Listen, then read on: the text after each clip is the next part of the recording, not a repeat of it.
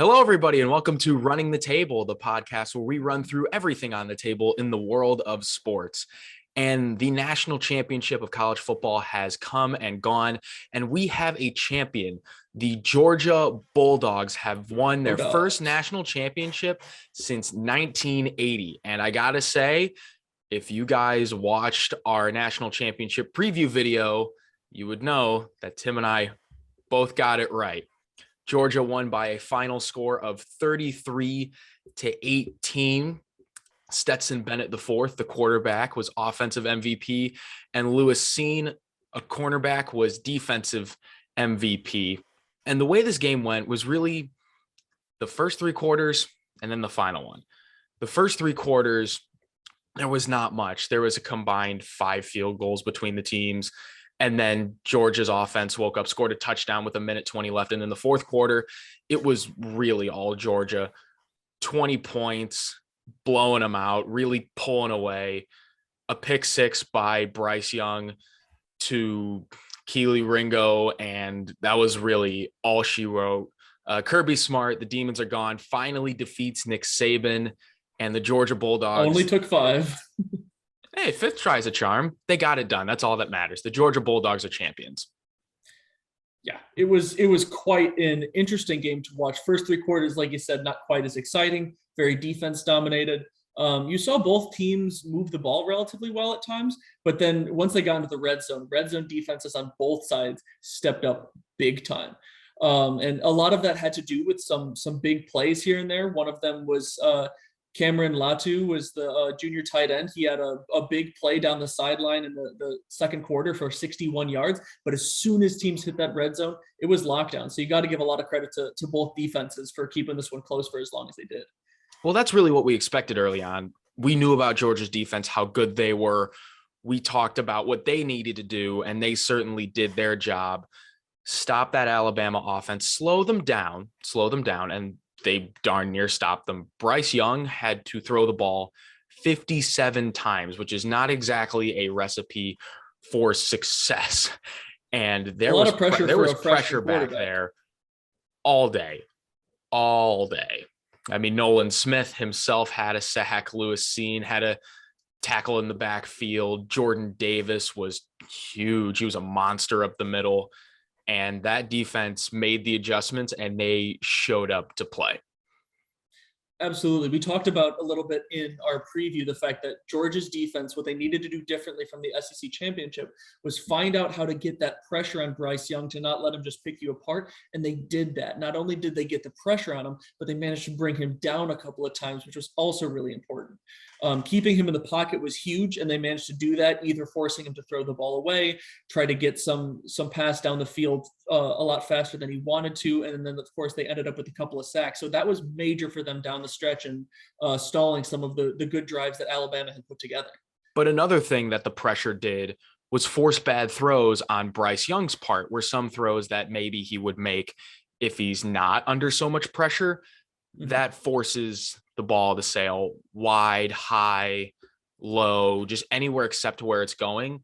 And that resulted in Bryce Young's first multi-interception game of the year, one of which was that pick six to seal the game. Crucial, yeah. So Georgia also did a really good job of taking advantage of the mistakes that Bryce Young made in his throws. Yeah, absolutely. And one of those things is an interesting thing to look at is, like, yes, he did have his first multi-interception game.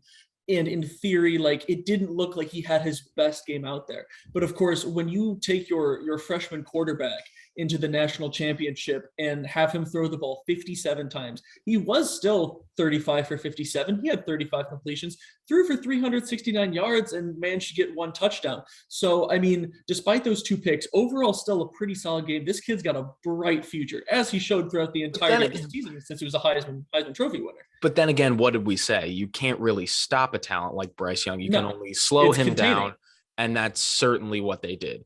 But when Georgia's defense, they were stepping up and stopping Alabama, their offense really took over, especially in that fourth quarter. And now to talk about Georgia's run game, the 2 running backs that really stepped up and showed how good they are, Zamir White and brother of Dalvin Cook, James Cook.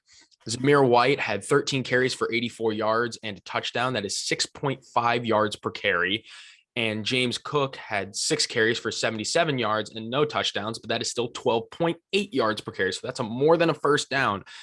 Georgia's run game, especially towards the end, did a really good job of taking over the game, chewing the clock, and running the ball right down the throat of the Alabama defense. I mean, that was absolutely huge. It kept them on their toes, and then it opened the door for the mailman, the kid named Stetson, to really, really turn it on in the fourth. The first half, the first 3 quarters, not great from Stetson Bennett. And some Georgia fans were calling for the backup, JT Daniels, to give them the spark. But credit to Kirby Smart. He stuck with his guy. He stuck with Stetson Bennett, and Stetson Bennett delivered huge with 2 touchdown passes in the fourth quarter. The first to Adonai Mitchell with 8 minutes left, and the second to his standout tight end, Brock Bowers, with 3.5 minutes left to go. And those two really just took the game over.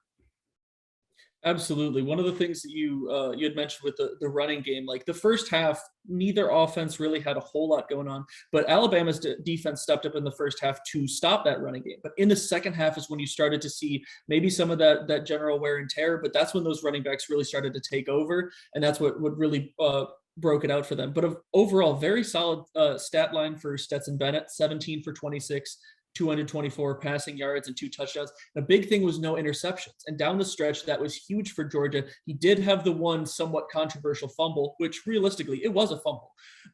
But other than that, not turning the ball over ended up being very huge for Georgia, because they limited the amount of really good chances, and especially ball placement on the field for Alabama. So that ended up being huge for them. Stetson Bennett, like, for all of the crap that he's been through, he has completed the redemption story. He has proved that he can do it. He's the first walk-on quarterback, not only to start a national championship, but win a national championship. When Keely Ringo was running down the sidelines and secured that pick 6 for Georgia, you could see the emotion on Stetson Bennett. Over, yeah.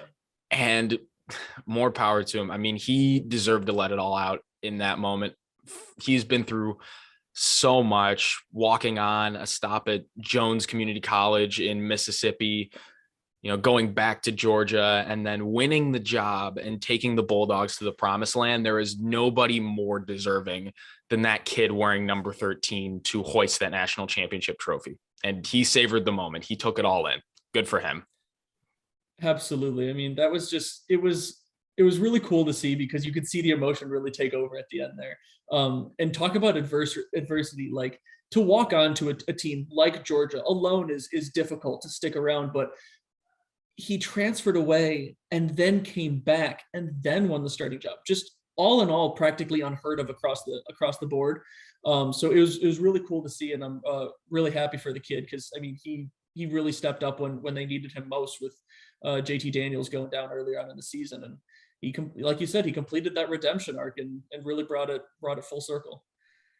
Well, these were the 2 best teams in the nation. This was the national championship that we deserved to get. Lucas Oil Stadium was absolutely electric. The atmosphere in downtown Indianapolis, there was really nothing like it. It was awesome to see. For me personally, I'm back in Indianapolis, so I actually went downtown right before the game. Didn't get tickets because tickets were really stupid expensive. Me and a couple buddies of mine, we went downtown to the convention center in the national championship. There was so much to do. There was so much to see. Alabama fans were there. Georgia fans were there. They showed out for their team. Lucas Oil Stadium was packed, and the game did not disappoint. In no shape or form did it disappoint. It was the national championship we all deserved. And for those of you who say college football is boring, watch that national championship game. It's not. Yeah. And here's the but thing, that's just that's my opinion. Oh, of course. But even with that defensive game, like, it was still fun to watch because of the talent on both sides and the coaching.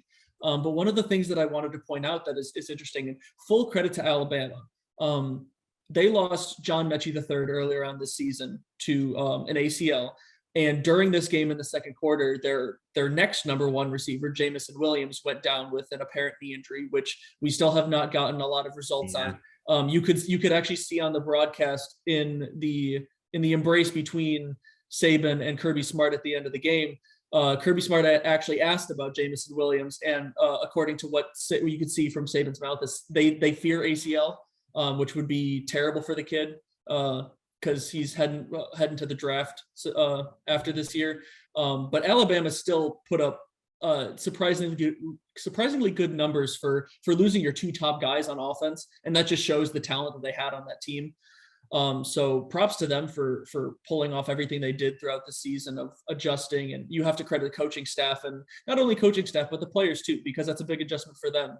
Guys stepping up and whatnot in those roles. They fought, they battled, they had some freshmen come in, some young guys that weren't really used to being the guy, that had to step up and be the guy. And it's very, very difficult when the lights are that bright.